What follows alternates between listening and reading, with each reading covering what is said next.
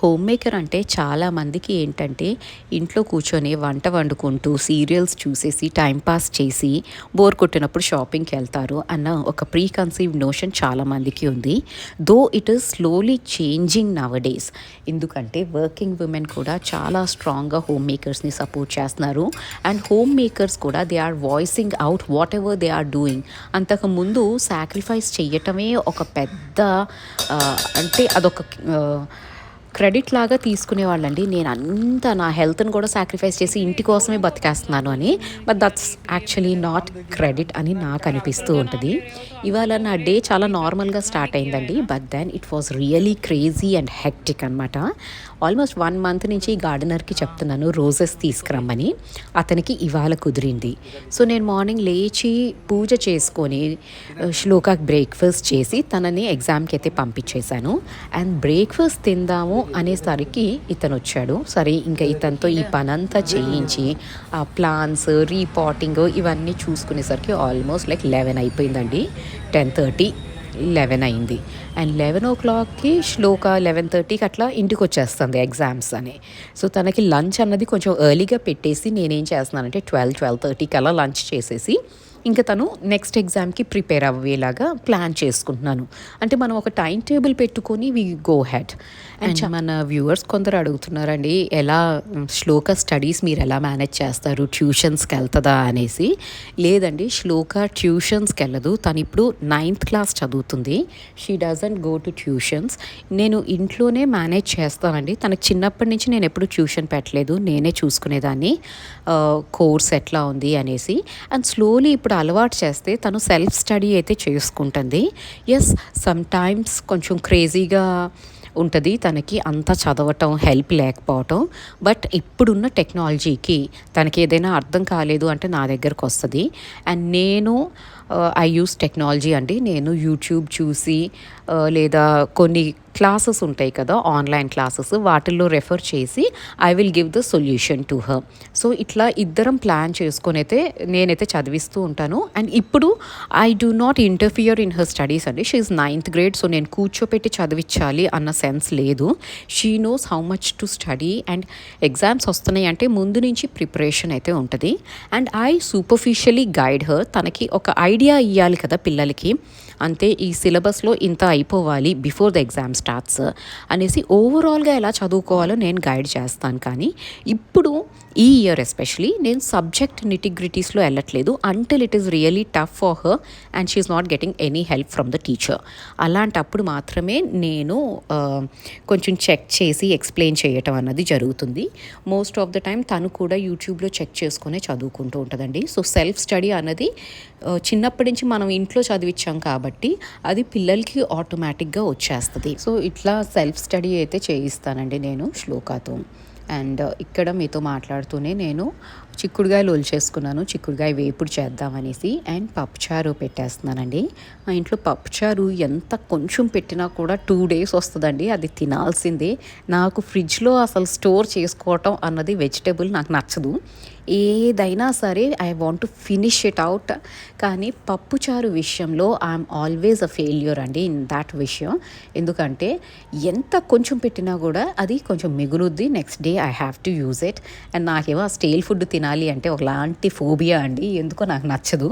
వేడివేడిగా చేసుకొని పచ్చడన్నం వేసుకొని తినమన్నా హ్యాపీగా తింటాను. కానీ ఫ్రిడ్జ్లో ఉన్న కూరలు పప్పు తినమంటే మాత్రం భలే ఏడుపు వస్తుంది. బట్ అది అట్లా పడేయలేము. అండ్ ఇక్కడ హౌస్ హెల్ప్స్ తీసుకోరండి. So I have to consume it. పడేయకూడదు ఫుడ్ అన్న ఒకే ఒక రీజన్ వల్ల. అండ్ ఇక్కడ ఇవాళ చాలా రోజుల నుంచి ఈ వాటర్ ప్యూరిఫైయర్ ఏంటంటే సన్నగా ఒక సన్న దారలాగా లీక్ అవుతుందండి. ఓవర్ పీరియడ్ ఆఫ్ టైం ఇవి చాలా రోజులవి కదా, ఐ మీన్ ఓల్డ్ అండి. ఈ building is like 10 years old. So ఒక్కొక్క ఎక్విప్మెంట్ ఏదో పాడవుతున్నట్టుంది. దాన్ని మళ్ళీ రిపేర్ చేయిస్తున్నాను. అందుకనే అంటున్నానండి, హోమ్ మేకర్స్ అంటే ఒట్టి వంటలు చేసుకుంటూ కూర్చోవటం కాదు. We have to manage every equipment and every problem in the house. కానీ ఇది బయట వాళ్ళకి తెలియదు. అండ్ ఇది హోమ్ మేకరే కాదండి, లేడీ ఆఫ్ ద హౌస్ అన్నవాళ్ళు ఇవన్నీ చేస్తూ ఉంటారు. కానీ తను చేసే ఎఫర్ట్, తను పెట్టే ఎఫర్ట్ ఈ థింగ్స్ అన్నీ సార్ట్ అవుట్ చేయటంలో ఎవ్వరూ రికగ్నైజ్ చేయరు. సో ఫైనలీ నా వాటర్ ప్యూరిఫైయర్ ఇష్యూ అయితే సార్ట్ అవుట్ అయ్యిందండి. అండ్ ఇది పిలిచిన ప్రతిసారి అదేంటో వాళ్ళకి మొక్కు అన్నట్టు 500 ఇచ్చుకుంటూ కూర్చోవాల్సిందే నేను.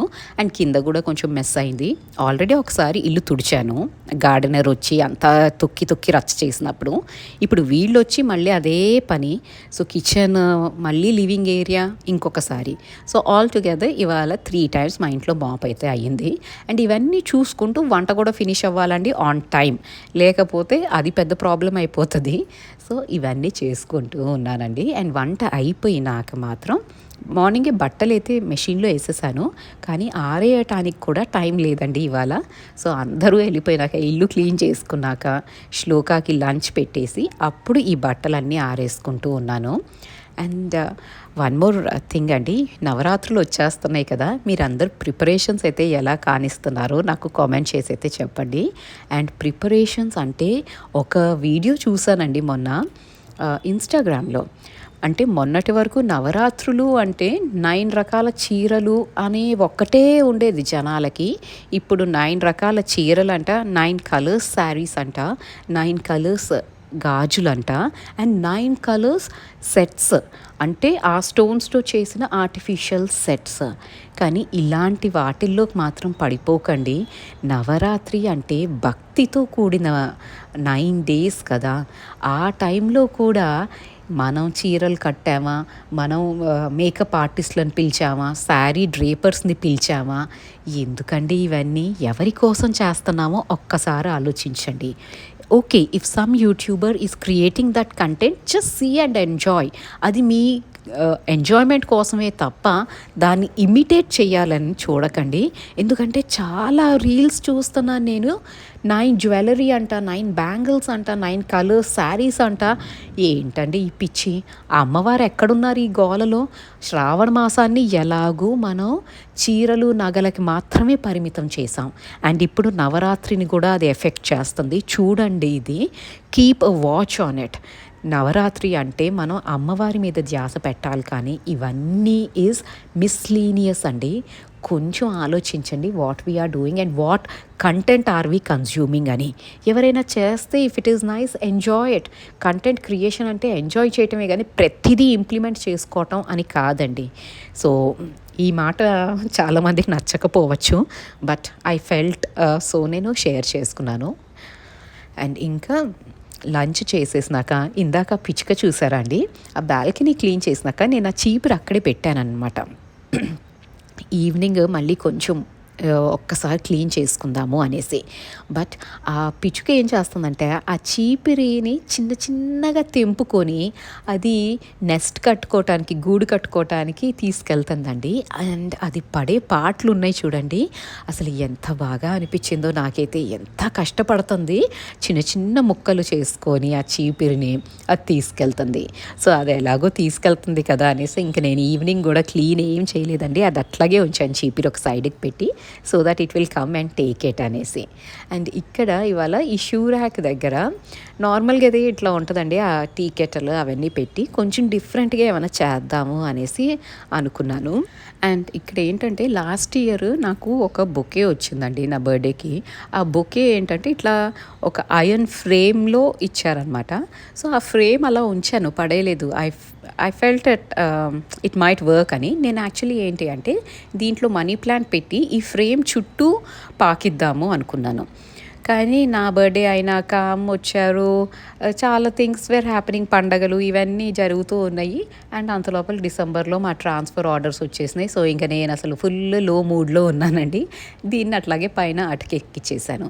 సో ఈ ఇంటికి వచ్చినాక కూడా పైనే పెట్టేశాను అనమాట. I didn't take it out.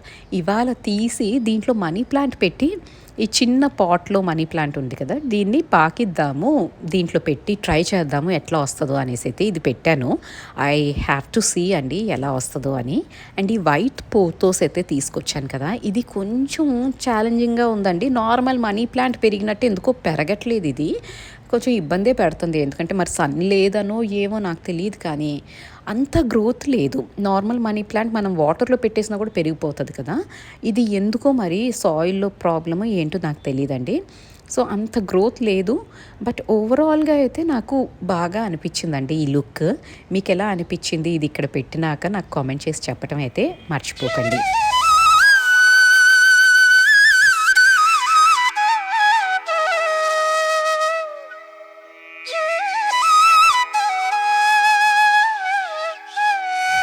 And ఇంకా ఈవినింగ్ అయితే కిచెన్లోకి వచ్చి కొంచెం రీఫిల్ చేసుకోవాల్సినవి అవన్నీ ఉంటాయి కదండి, అవి రీఫిల్ చేసేసుకుంటూ ఉంటాను.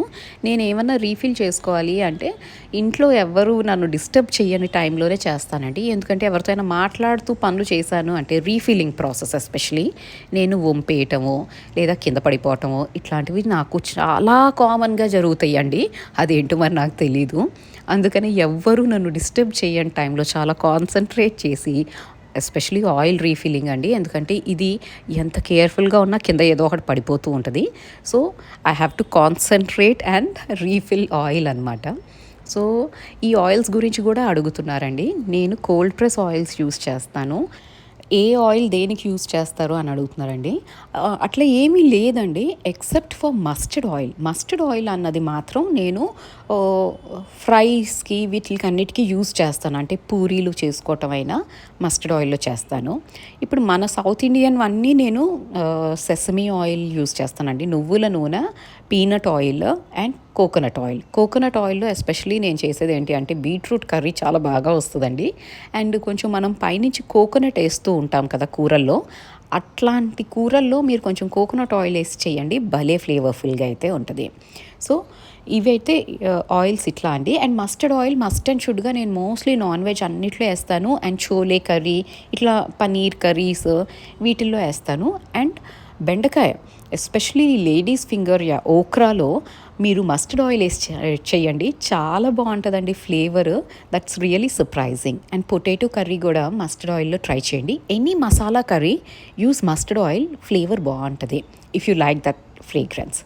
సో ఇంకా ఈవినింగ్ అయితే ఆ రీఫిల్ చేసేసుకొని ఈ గిన్నెలన్నీ సెట్ చేసేసుకుంటున్నానండి.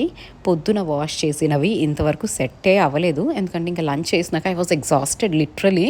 అలా కూర్చుండిపోయాను అనమాట. పనంతా అయినాక వాళ్ళు చాలాసేపు ఏ పని చేయలేదండి. మధ్యాహ్నం 1-2 hours నేను అట్లా కూర్చొనే ఉన్నాను. I didn't do anything much TV చూస్తూ. సో ఇంకా ఈవినింగ్ లేచి ఈ పనులన్నీ ఫినిష్ చేసుకునేసరికి ఇవాళ అనంత్ కొంచెం తొందరగా వచ్చారండి. సో ఇద్దరం కలిసి కాఫీ అయితే తాగుతున్నాము. నాకు కాఫీకి ఎవరైనా కంపెనీ ఉంటే చాలా బాగుంటుందండి. But on a regular basis నేను ఒక్కదాన్నే కూర్చొని తాగుతూ ఉంటాను. And I enjoy my company also. It's not that I don't like sipping coffee all alone. But yeah, company ఉంటే ఇట్స్ అ డిఫరెంట్ ఫీల్ అని మాత్రం అనిపిస్తూ ఉంటుంది. అండ్ కాఫీ గురించి కూడా అడుగుతున్నారండి క్వశ్చన్స్. మోస్ట్లీ నేను యూస్ చేసేది ఏంటి అంటే కాఫీ అన్నది బ్రూ సూపర్ స్ట్రాంగ్ అని వస్తుందండి. అది నేను అమెజాన్లోనే చూశాను, బయట అయితే దొరకట్లేదండి. ఇక్కడ నాకు బాంబేలో అయితే అస్సలు దొరకట్లేదు, పూణేలో కూడా దొరికేది కాదు. బట్ ఈ కాఫీ ఏదైతే ఉందో ఇది అమెజాన్లో అవైలబుల్ ఉంది. బ్రూ సూపర్ స్ట్రాంగ్ అండి, అమెజాన్లో అవైలబుల్ ఉంది. ఇది ఇన్స్టెంట్ కాఫీని. నాకైతే ఇది చాలా ఇష్టం అండి, ఎందుకంటే చాలా స్ట్రాంగ్గా ఉంటుంది కాఫీ. అదే నార్మల్ బ్రూ ఇన్స్టెంట్ వేసాను అంటే అది 1 spoon వేసినా సరిపోదండి, కొంచెం ఎక్కువ వేసుకోవాలి నాకు ఆ స్ట్రాంగ్నెస్ కావాలి అంటే. ఇది 1 spoon కూడా చాలా స్ట్రాంగ్గా ఉంటుంది coffee. And I enjoy coffee a lot. ఇవాళ ఏంటి అంటే అనంత్ కొంచెం తొందరగా వచ్చారనమాట. అండ్ వాన పడుతుంది. So hot cup of coffee. And when you have company to have coffee కదా, ఇంకా బాగుంటుందండి కబుర్లు చెప్పుకుంటూ కాఫీ తాగటం. మోస్ట్ ఆఫ్ ద టైం నేను ఒక్కదాన్నే తాగుతానండి. But yes, when I have company I really enjoy making coffee. And అది ఎవరితో అయినా షేర్ చేసుకొని మాట్లాడుకుంటూ తాగటం చాలా ఇష్టం అండి. సో ఇలా ఉందండి ఇవాళ నా డే అయితే ఇలా గడిచింది. అండ్ ఈ వ్లాగ్ అయితే నేను ఇక్కడితో కంక్లూడ్ చేసేస్తున్నాను. మీకు ఈ వీడియో నచ్చితే ప్లీజ్ లైక్ చేయటం మర్చిపోవద్దు. అండ్ కొత్త వాళ్ళైతే సబ్స్క్రైబ్ చేసుకోండి ఛానల్కి. అండ్ మీ ఫ్రెండ్స్ అండ్ ఫ్యామిలీతో షేర్ చేసుకోవటం అస్సలు మర్చిపోకండి. Thank you so much for watching this video till the end. You have a great day.